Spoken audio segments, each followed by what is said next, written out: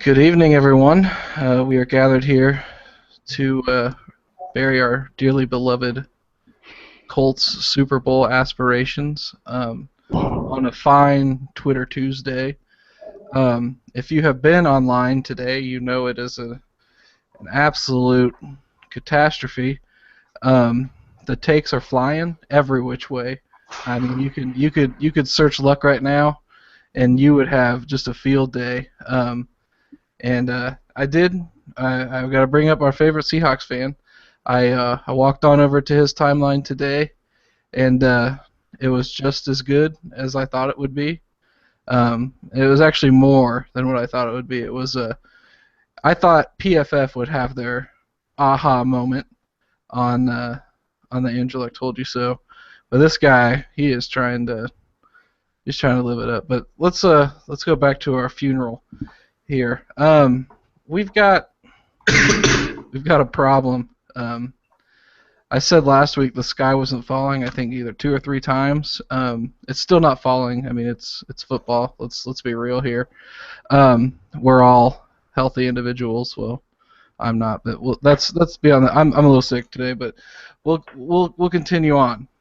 The game yesterday was just not very fun to watch. It wasn't pleasant, and we got some things we want to talk about. I think we'll just start out with the offensive philosophy of this team. Got Brian and James with me today. Don't know where Garrett is. He might pop in. We'll see.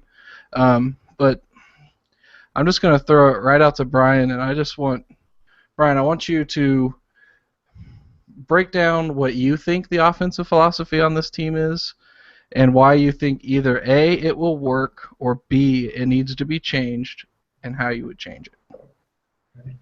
I'm going to start with the running game because that's something that's actually impressed me this far. Most of our runs, obviously, are coming out of shotgun. Most of them involve pulling guards.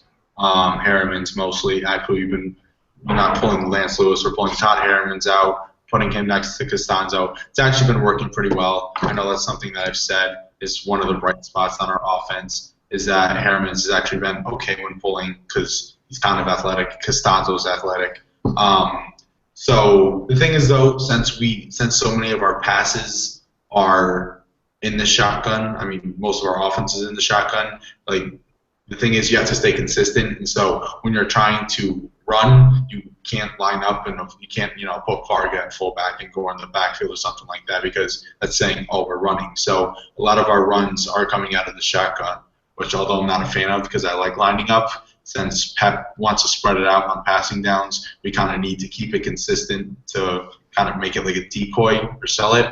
But, I mean, as you saw in the beginning of the game, although there's a couple of holding penalties, anytime we pretty much ran it, Gore found his hole. He found where he was going. Blocking was all right, and he did what he could. And then there was a holding penalty. I think there was like 2 in the beginning, but yeah. But even without those, Gore was still finding his way. He started off the game very strong, and so right now I actually like where the running game is at. The quality of it, I don't like the quantity of it. I think they should be running a lot more in the first half, and then I think when they get the ball back in the second half, they should kind of do that again. That's proved to work with the Colts of old. So that's kind of my nugget on the running game. On the passing game, it's kind of all over the place because we have Andre Johnson, who's an experienced, older, not as fast, physical kind of guy who makes catches in traffic, and we're putting him in the slot because the more modern offensive philosophy is to put size in the slot and speed on the outside, which is why we have guys like Moncrief and T.Y. and Dorsett. But Johnson isn't playing very good. T.Y. is injured, and even going against guys like Cromartie and Revis, no matter how much speed you have on the outside, they're going to lock them down because they have better technique and they're more experienced. So I'm not really sure what to say of the passing game because coming into the season, it almost seemed consensus, unless you want to go with the Packers, that we had the best we had the best passing repertoire in the league. Probably 4 receivers deep. We were better than anyone. A very good quarterback. Passing offense, I'm not really sure on right now. There's a lot still to be seen. who's healthy, who's not. Are we going to run more jumbo sets with going 3 tight ends deep with Allen, with Fleener, with Jack Doyle? Are we going to keep Fleener flexed out wide instead of him on the line? So that's kind of all I have to say on that. Let me jump in here, and I think it's interesting what you said is kind of. I'm going to piggyback on it for what I'm going to say, and James, I'll get you in here in a second. They need to pick one. You got to pick one. They one drive they look like they're cruising down the field, running unbalanced sets, running gore, then maybe taking a shot deep field, and then they change it up and they throw it all out wide, and then all of a sudden it absolutely stalls. Then the next drive they'll be throwing the ball like they'll be spreading out, they'll be throwing the ball and they'll have success. Then all of a sudden, oh, it's time to go power. It's time to do unbalanced set, bring in David Perry and have him play fullback on the goal line, stuff like that. And it's just that consistency that you're talking about, I think, comes from there. They've got to pick one. They're not picking one, and it's really hurting them because they're trying to bring in different personnel for these 2 different types of looks, and it's just not necessarily working exactly how I hoped it or how it would work. You know, they just need to bring in more consistency in the play calling, and then in the passing game. To add on to that, it's been a bane of Pep Hamilton since he got here. First and second down, you can't find a short pass route. The route combos or whatever, they're 35 yards in, like crossing patterns and all these intricate route combos that are deep. But when you get to third down and you need to get 6 yards, you get a 3-yard pass. Or if you need to get 10 yards, you get a 5-yard pass. You're just I don't get it. I don't understand what some of this play calling is, and it might sound like I don't like Pep Hamilton, and I've always been on the fence with him. I thought last year he had shown that he had learned some things on how to coach this style of offense. Haven't seen it yet this year, and I know James has got some stuff he'd like to say on the Pep Hamilton subject, so I'm going to pull him right in here and let him go with it. Hey guys, yeah, it was a rough day, so I thought we'd bring out the hard stuff today. We're drinking Coors Heavies, saying R.I.P. to the Chuck Pagano era. It was fun for a few years. Yeah, the offense was. I don't understand what they're doing for the most part. Like, we've got a great offense built for up-tempo play. You know, get the ball out quick. You've got the perfect opportunity with the team that wants to blitz a ton. Just get the ball out quick and, you know, shorter routes, and you got speedy little receivers. Let's try to get the ball to them. And, you know, it's a jumbo set with 2-3 guys running routes, and the shortest route is a 12-yard dig. And, you know, by the time Luck's pressured and has to get rid of the ball, they're barely making their break. And, you know, Luck's playing really poorly, so that's just exacerbating things. I don't know what they're doing with the philosophy. They can't make it up. You know, I guess we can only hope that this is. My one hope is this is last year's first 2 games. They want to be a power run team, and they realize, like, okay, we can't do this garbage anymore. Like, let's just do what we do well. Stop trying to be a master of all trades instead of just being really good at 1 or 2 things. You know, they'll get, like you were saying, Grant, they'll get a rhythm going and come back in with a jumbo set to break up their passing rhythm, or go out of you know, they're running the ball really well with Gore, and they'll go 4 wide with Josh Robinson split out, and I don't know what they're doing, man. Yeah, I've never been the biggest Pep Hamilton fan, but, you know, he seemed to adjust, and he really can come up with some really good route combos. The thing that's disappointed me, honestly, the one that really got me yesterday was, like you were saying, with Perry coming in at fullback. Some of their best stuff that they did last year was they're really good getting people uncovered on play action and stuff down near the goal line. You know, fake a pass, drop it off to the running back or the tight end, and they go 3 straight running plays. And, you know, there's no creativity there, no running plays, or no play action to mix it up. I mean, can't stop Gore fumbling, but yeah, I don't know what they're doing. I wanted to make a note. I know we were talking about like switching it up, and obviously with offense you have to have variety, but the extent to which they're doing it is unreasonable because if you think about it, last year we didn't really mix it up. We figured out the first 2 games. Oh, this doesn't work. Let's do this for the rest of the 14 games, and it turned out we did it pretty freaking well. So when you think about Pep's like trying to mix it up, show teams different things, like I thought we did. We have one of the best still wide receiver corps with one of the best still wide receivers. It's not that difficult. I don't want to tell Pep how to do his job, but we don't have to mix things up that much because talent wins, and we don't need to game plan so much where we're messing with our talent and we're modifying what they're used to just to compromise and show defense something different where we have the talent, we have the speed, where if we just go out and play, we're going to win matchups. Yeah, and I mean that's totally right. Like, yeah, you want variety in your play calling, but you don't want to just shift what you're trying to do. You know, like I mean they do the 11 personnel package.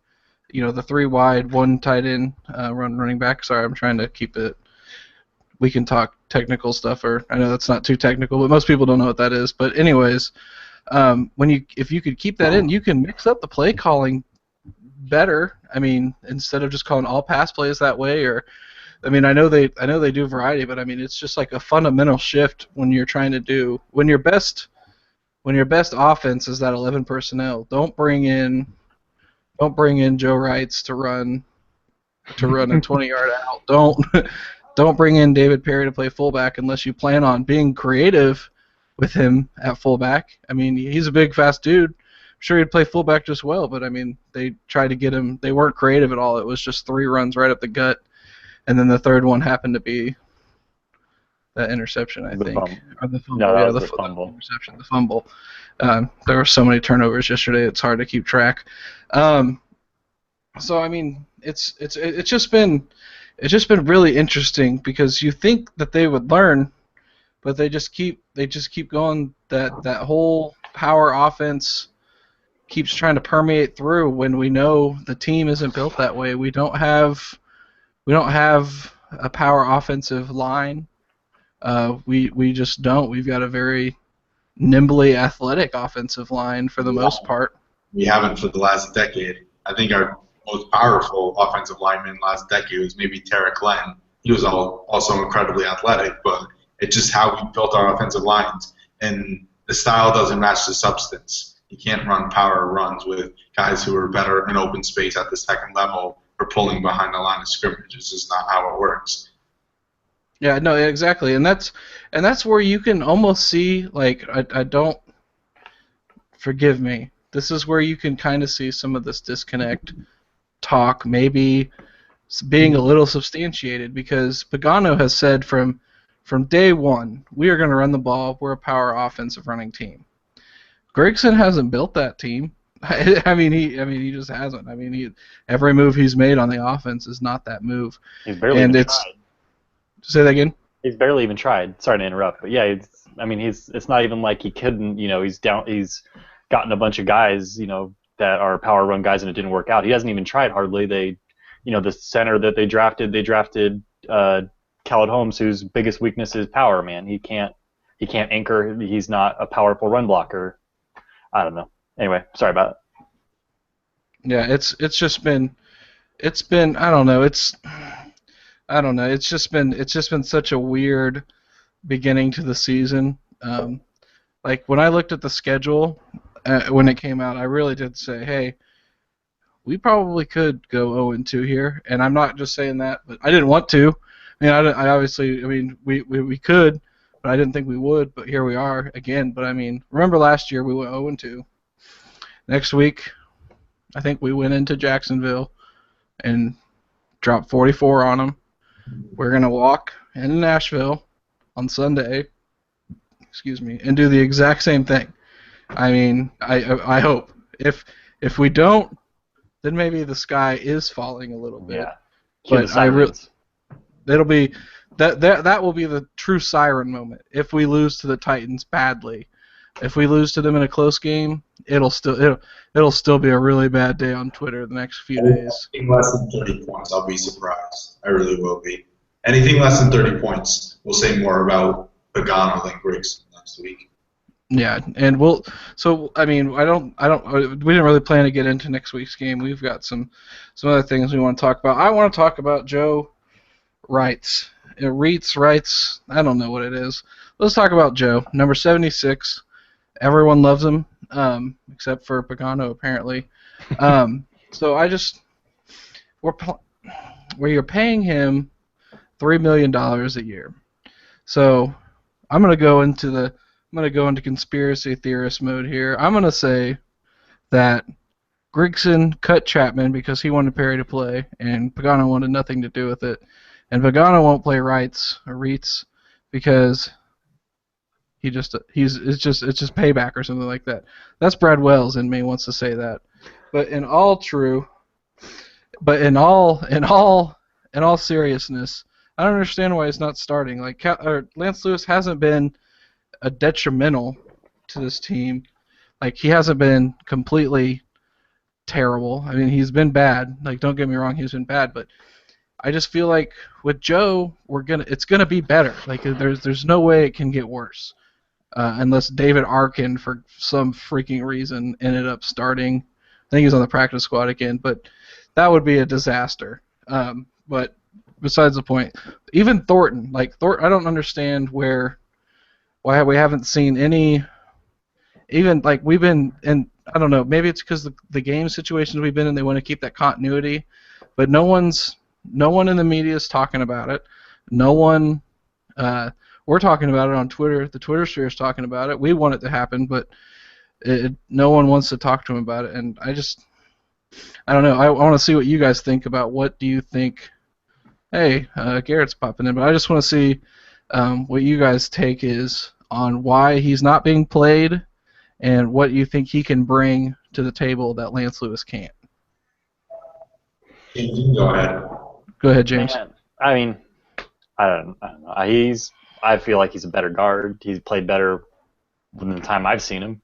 He's a little stronger. He's a little quicker pulling. He's not super athletic, but he's just a better player.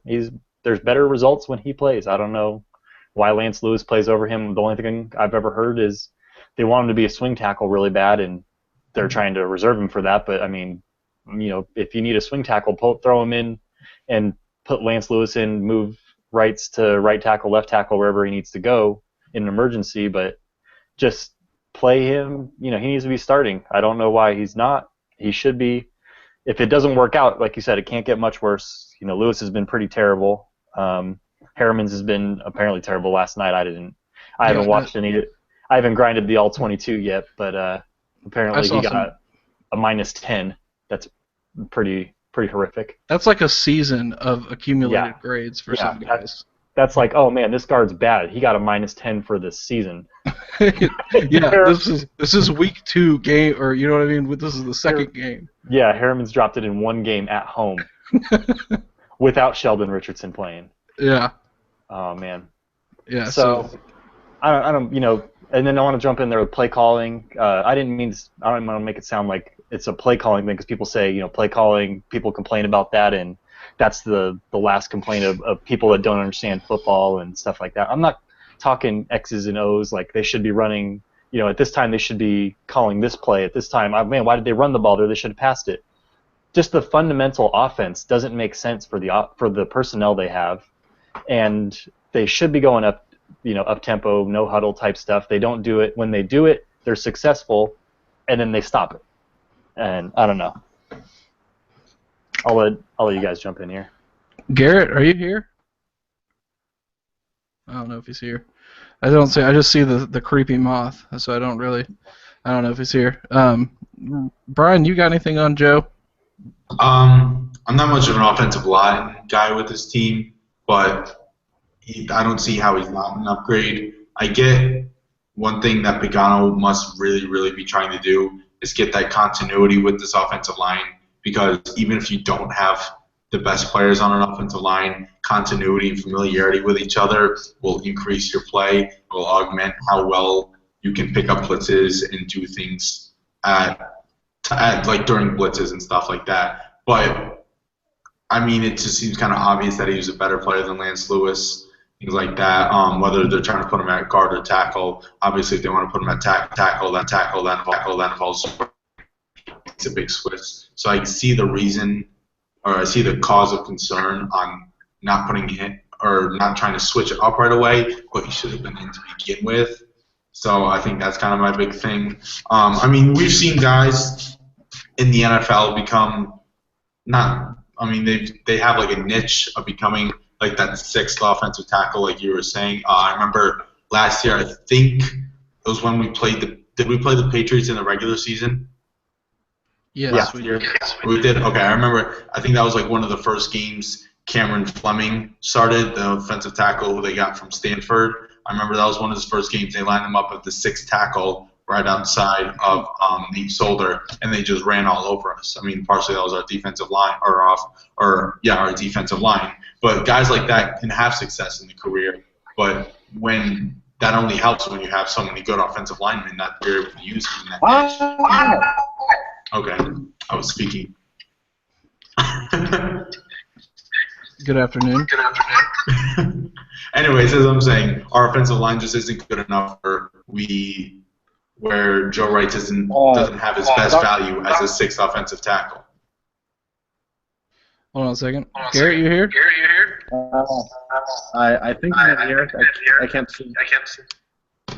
There's some serious echo going on. Jesus. Echo. Hey, it was Brian. It was I've been trying to. I got it. What's up? Oh, never mind. I don't know if he's here. His laptop died again? You're unmuted. Sorry. Thank you. This is so unprofessional. This is hurting the brand. I'd like to personally apologize to Brent, the one person that's going to listen to this, for the echo. We're having technical difficulties, Brent. I'm sorry. We still love you. Do you have headphones? Brian, I had to mute you again because the echo's coming from you. Do you have headphones? No? Can you turn down a little bit? That might help. Garrett's still having problems. Maybe mute your mic when you're not talking, Brian. I'm good. Okay. I don't. Jesus. All right. I had to kill the page a couple times to get here. Going on. You're very laggy. So let's go on. This is in the middle. Brian, I'm muting you. I'm sorry. It's just gotta happen. So I guess we can. I don't know if Garrett can hear us or not. I can hear you. So we can hear you back. So if that kind of works. So you've already missed our main discussion on the offensive philosophy, but I know you've got something you want to say on it. So if you just want to, you can just let loose if you want. If you want to wait, we can wait. But if you got something you want to talk about the offense, just go ahead and get it out now. Just start ranting. I'm really sorry I'm late. I know you guys probably already covered a lot of ground, especially all day. But I'm just. Hey, Garrett, God. you're breaking up really bad. I can't live with it. I'm gonna mute him. I can't mute him. Talking a lot. This is. I don't know why. Maybe I can only mute one person at a time. Unmute. Brian's back. Garrett's not I here. feel like this feels like the four-way call that they have on Mean Girls when they're like talking back and forth to each other and no one really knows. Right. Very, very bad for the brand. But yes, once again, Bert Fettig, thank you. Okay, we got to mute Brian again. This is not working. It's not working. So let's. I guess the best thing we can do right now is just maybe kind of discuss the happy part of the team right now. Let's go happy. Let's go happy. Again, Henry Anderson is a stud. He's when Vontae went down, he was easily the best player on the defense, as in take it or leave it. He's really good. I mean, he's got quick hands penetration, good get off. And these are really funny terms when you're talking about a man. But I mean, he's got that explosion. I mean, he's just very, very good player, and we could talk about him being the steal of the draft, maybe so far. But we can also talk. I think also in that very same conversation is David Perry. I mean, 5th round rookie, nose tackle. He's good. I kind of knew this was what we would get from Anderson. I didn't know what we'd get from Perry, and getting this from Perry has been really good. And I think Grigson absolutely nailed this pick. And I hope that they continue. They'll just get better as a line and a unit. And the thing is Kendall Langford isn't bad either. And I think that the depth guys that they've got, I was watching O'Kine in there. He's not bad either. I mean, for what he is, I mean, bring him in as a depth guy. That's all you need. But he's been great. They've both been good. Kendall Langford's been good. O'Kine, Billy Wynn got some pretty good snaps yesterday. And I never saw anything bad from him. So I'm gonna unmute Brian, and I'll let Brian get his Henry Anderson on. Am I allowed to talk now? Okay.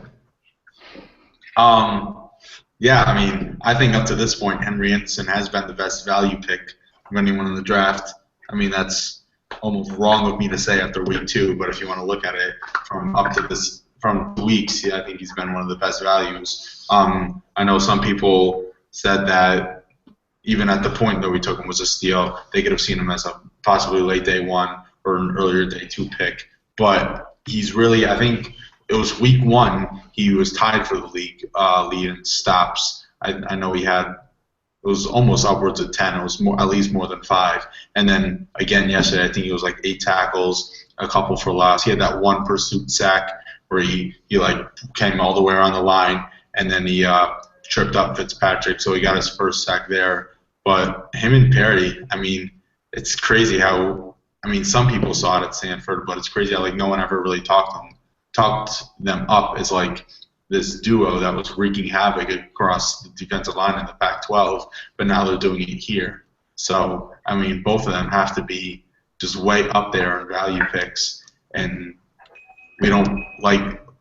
we as in Twitter don't like to tell Grigson that he's done something good a lot, but I think we have to give it up to him here, no matter what they did in the rest of the draft, is that they nailed it so far with Anderson and Perry, especially since Chapman got cut, and with Arthur Jones going down, they're put in a different role than they were expected. So for them to step up like they are is just something remarkable that I didn't really foresee.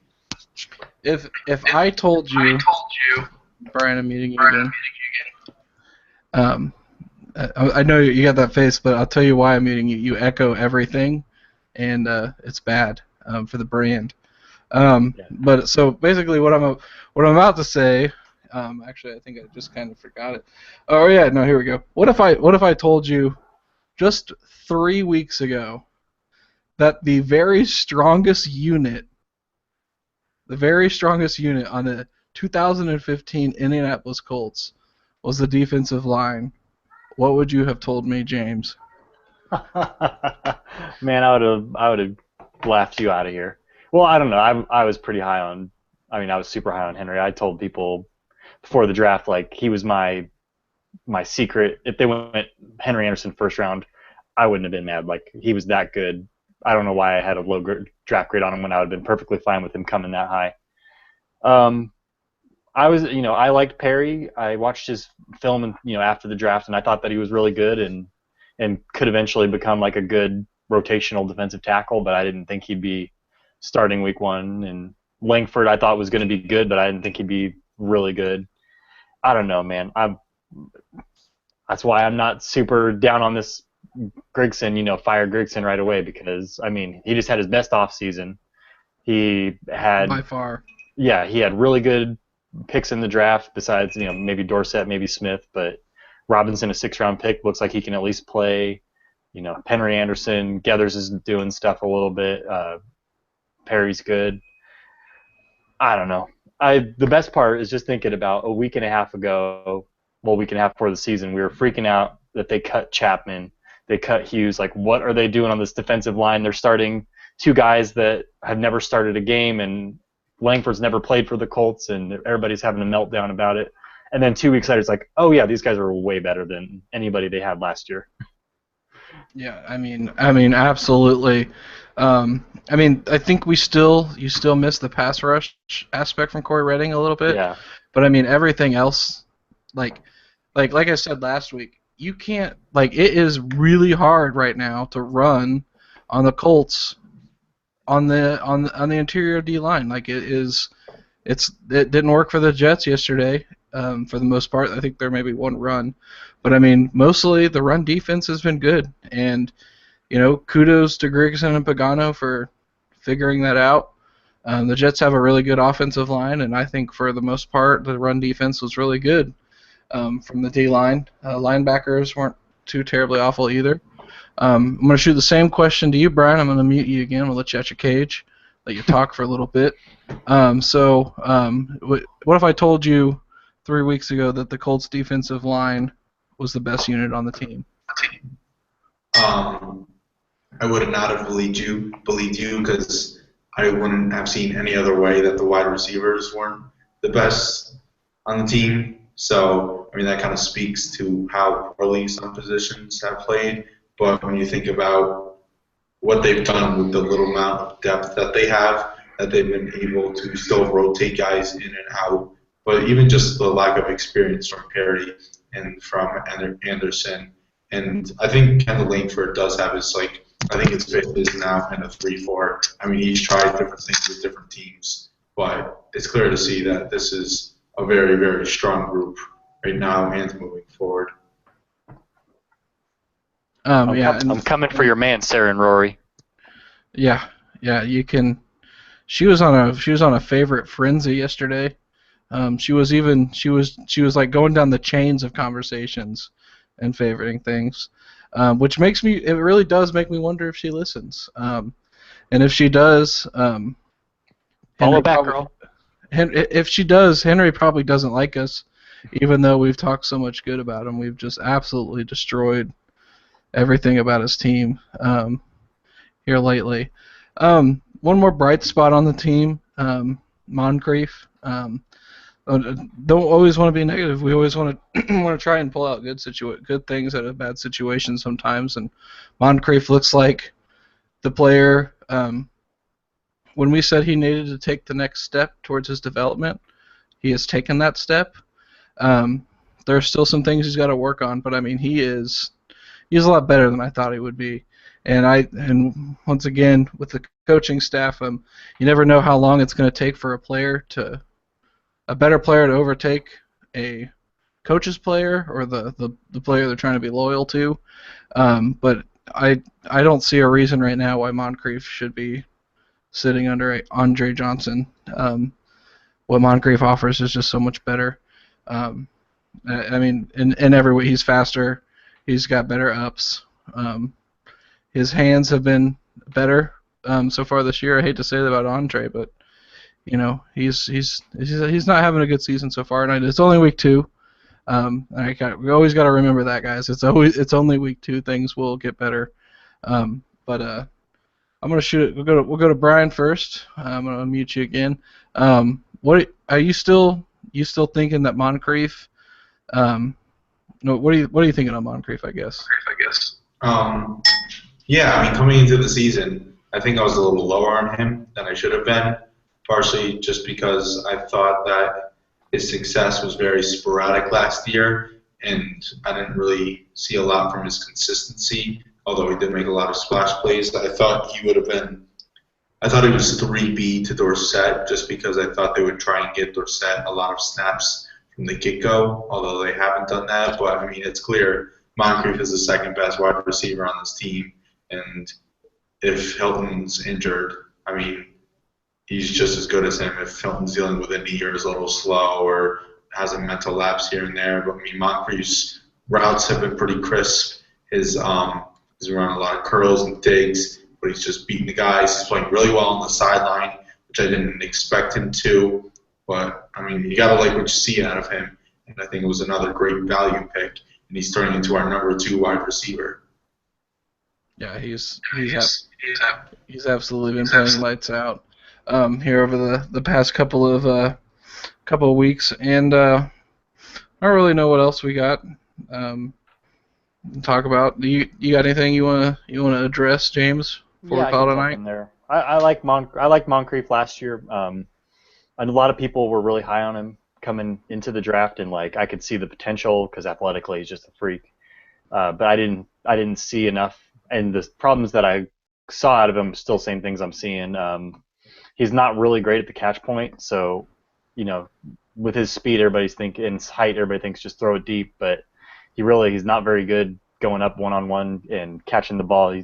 He can jump, but for some reason just can't really get up there when he's playing. But he's good. He's really impressed me last couple games because preseason I thought that he was completely passed up by Dorsett. They were barely using Moncrief. I think he was a little banged up, but they were barely using him in preseason. They were really forcing it to Dorsett, so I thought that Moncrief was going to be the 4. And with Andre Johnson looking bad, RIP. I think he's definitely the number 2 right now. He should be at least, but we'll see what happens with the team because this team's not one to adjust very well. Other than that, there's a lot of bad on the team, but they played a couple good, not great teams, but good teams, and really I feel like it comes down to coaching. They're just so sloppy in so many facets. I mean, you can't do anything about your 5th cornerback starting the game. You can't do anything anymore about the fact that Jaqual Jackson's bad in space, but apparently had a great run defense grade from PFF. I haven't watched any of the game yet, so I haven't rewatched. I don't know too much about it. He was pretty good in the run game. I'll give him that. Yeah. So he's getting. There's not much. There's talent-wise. I think they're a good team. That's why I just think it falls on coaching. There's penalties. There's sloppy play. There's bad execution on defense. There's guys missing assignments, and I don't know. They're going to get better. I still think they're going to be the kind of team that wins the division, goes 9-7 at worst, I'd imagine, unless they really just Chuck Pagano loses the locker room and they crumble. They're going to be 9-7, 10-6, maybe 11-5, and still be a good team that wins a playoff game or something, and we'll hopefully just get rid of them. At this point, I'm just ready to clean house just to get rid of what's average. We got an average coach, an average GM, an average offensive coordinator. I'm just ready to take a chance on getting a better one and get out of the front office purgatory. And I do agree with you. I've thought about this a lot. You always think what is the issue? Like, and you think that personnel. I always think of it as a teeter-totter. Where does personnel and where does coaching? Where's the balance? Where's the fulcrum? How does it balance out? And where does the problems lie? Can you balance it out, or is it just it's so lopsided? And I think you're right. I mean, it's just mediocrity. Mediocre moves as a GM. He's had, admittedly, his best offseason, and outside of 2013, he hasn't been horrible. He's not been amazing, but it's just the personnel doesn't match what the coaches want to try to do, and so the coaches try and fit a square brick into a round hole, and it just doesn't. It's just not working, and I mean, I love Pagano as a motivator, as a I don't say it as a man, but I mean as a person, he seems like he's a very genuine guy who takes care of people that who take care of him, and he seems very humble about a lot of things. But I just don't know how good of a football coach he really is, and there's been no other team in the NFL in this 4-year period of time that have been blown out as bad as the Colts have. Even if they're bad teams, the bad teams haven't been blown out as bad as the Colts have on occasion, and it comes down to execution and game plan, and sometimes it's just not there for the Colts, and I don't think that it's been there yet either, and I wanted to maybe end this on a high note, but I mean you're absolutely right. I mean it's maybe time for a change, and I forget who it is who always calls us Griggs and Bashers or whatever, and they like unfollowed all of us when we started the site and all this kind of stuff. I don't remember who it was, but they're gonna take this. Yeah, Noah. Sorry, Noah, if you're listening, you're probably not. But if anyone tells Noah we talked about him, that's fine. I know he doesn't really care for a lot of us. But anyways, that's beside the point right now. I never want to hate on anyone. It's come for a time where you got to think about a change, and I hope that they do. So we'll just have to see what goes on in the next season. Even if I don't think that Pagano or Irsay is happy with this team, if we make it, to the the wild card round and we lose, we make it to the playoffs. Pagano, Grigson probably gone. It's going to take a Super Bowl to get to one to probably keep both, and maybe that's a little unfair, but we'll just have to see what goes on.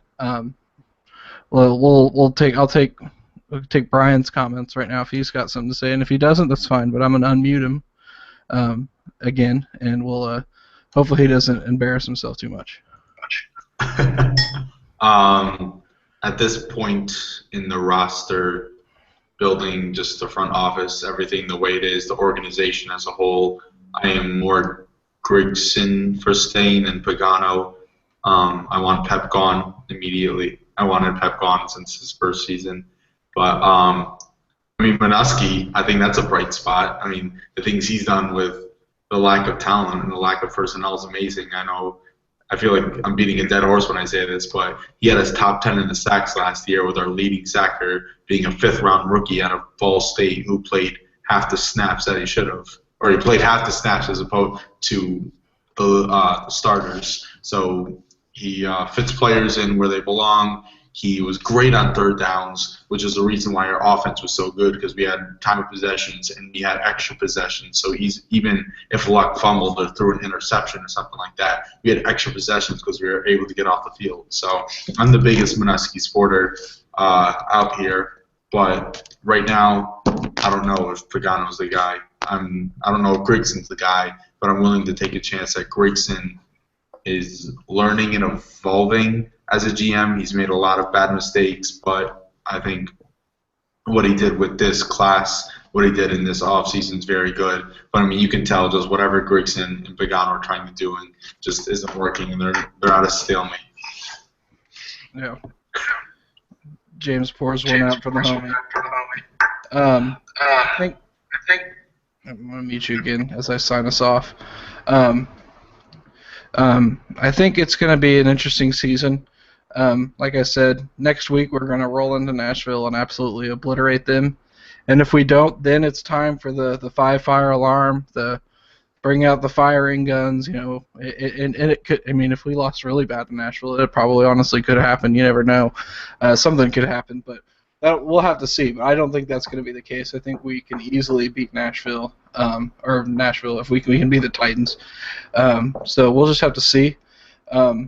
So I guess with that, we'll kind of sign off for the night. Sorry for the technical difficulties in the middle, and kind of throughout the whole pod. But we thank you again for listening. Ask us questions, read our stuff, and we'll keep putting it out there for you. Have a good night, guys.